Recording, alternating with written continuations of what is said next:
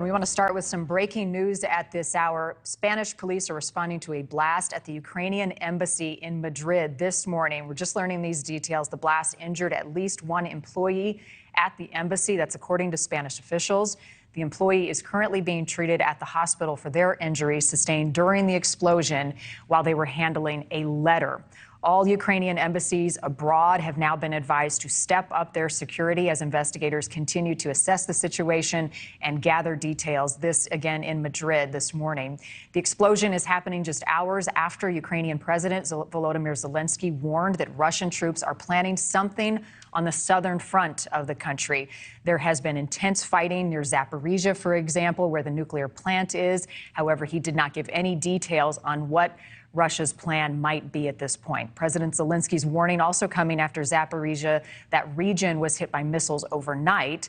U.S. Secretary of State Antony Blinken announcing $53 million in a package to assist Ukraine in repairing their electrical grid after being severely damaged by Russian shelling. So there's a lot to talk about here.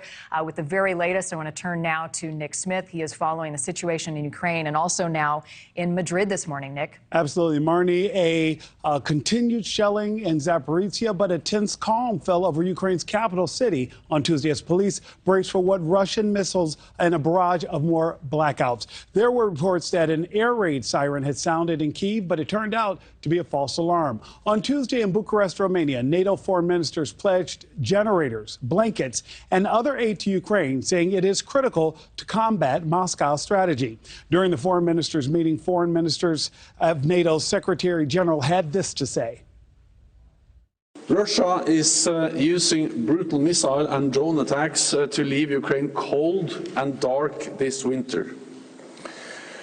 President Putin is trying to weaponize winter, to force Ukrainians to freeze or flee.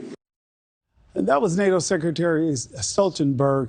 The NATO chief also reaffirmed a commitment to have Ukraine join the alliance, but gave no timetable. Now, when Russia invaded Ukraine back in February, nobody in President Vladimir Putin's inner circle is believed to expected the war to last more than a few months.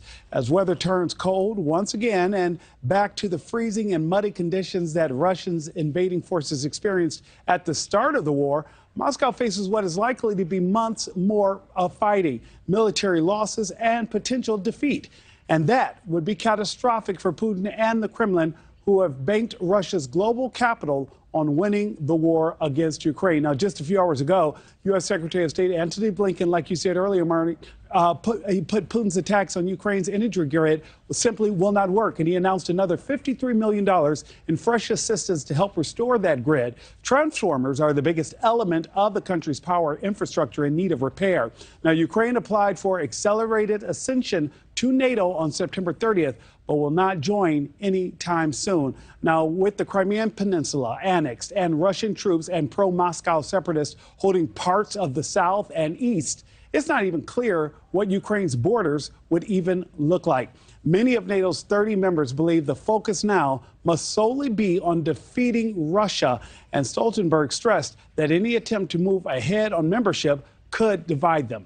Marni? Yeah, that yet to be seen. But I guess the question then, Nick, right now is what is NATO's plan for Ukraine to help with assistance and aid in the longer term? What's coming of those discussions at this hour? Well, NATO says they can help the country long term by upgrading its Soviet-era equipment. You've got to remember, Ukraine has a lot of old equipment, which is why they have been pleading with the West for more assistance and more weaponry. The alliance's modern standards and providing them with more military training, Marni, would help them better continue their fight with Russia. Yeah, much needed aid. And the concern now is what is happening at the embassy in Madrid after that explosion this morning. Nick, thank you. We'll continue to follow that throughout the morning, bring you updates as it warrants. Thank you for watching. Go to newsnationnow.com to find NewsNation on your television provider. And don't forget to click the red subscribe button below to get more of NewsNation's fact-driven, unbiased coverage.